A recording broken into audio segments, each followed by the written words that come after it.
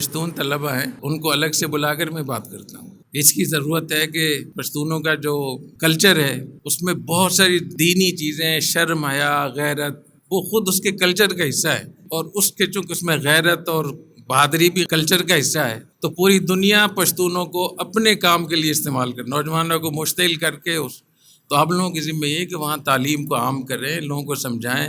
پورا خیر پختونخوا برباد ہو گیا ہے، کاروبار برباد ہے، لوگ بے گھر ہیں، روزانہ جنازے اٹھتے ہیں. تو یہ کس کی ذمہ ہوگا؟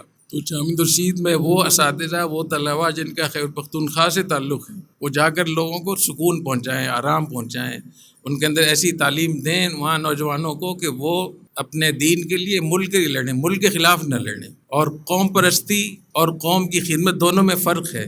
اپنی قوم کا نام روشن کرنا، اپنی قوم کی خدمت کرنا، ان کو تعلیم دینا، غریبوں بیواؤں کی مدد کرنا، یہ قوم پرستی نہیں، یہ خدمت ہے.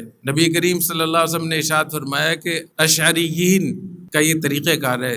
ابو موسیٰ اشعری رضی اللہ تعالیٰ عنہ جو تھے نا، کہ جب یہ لوگ قید میں مبتلا ہو جاتے ہیں، سفر میں یا گھر میں، تو یہ سارے پیسے، سارا سامان اکٹھا کر کے اور سب کو برابر تقسیم کر، اپنی قوم کو برابر تقسیم کر دیتے ہیں.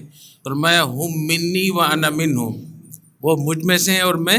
تو اپنی قوم کی خدمت کرنا یہ عصبیت، جاہلیت نہیں ہے. تو پشتونوں کی خدمت کرنا، جو ان کی مشکلات ہے اس کو حل کرنا، اس کو میں نہیں کہہ رہا اس کو کریں. اور میں نے ایک دفعہ ان کو بلایا تھا، افراسیاب خٹک ہیں یہ جو ANP کے جو بڑے ہیں نا وہاں، تو اس کو میں نے بلایا تھا اپنے دفتر میں، افراسیاب خٹک. میں نے کہا میرے پاس پشتون طلباء بہت بڑی تعداد میں ہیں، اور جس طریقے سے پشتون کلچر کو استعمال کیا جا رہا ہے لڑائی کے لیے، تباہی بربادی کے لیے، آئیں ہم مل کر کام کرتے ہیں. ہم اپنے ایسے مدرسے کھولتے ہیں جس میں دونوں تعلیمات ہوں، یا ایسے اسکول کھولتے ہیں اس میں ہم لوگوں کو سمجھائیں کہ تمہیں کیسے رہنا ہے. تو اللہ تعالیٰ ہمیں توفیق عطا فرمائے.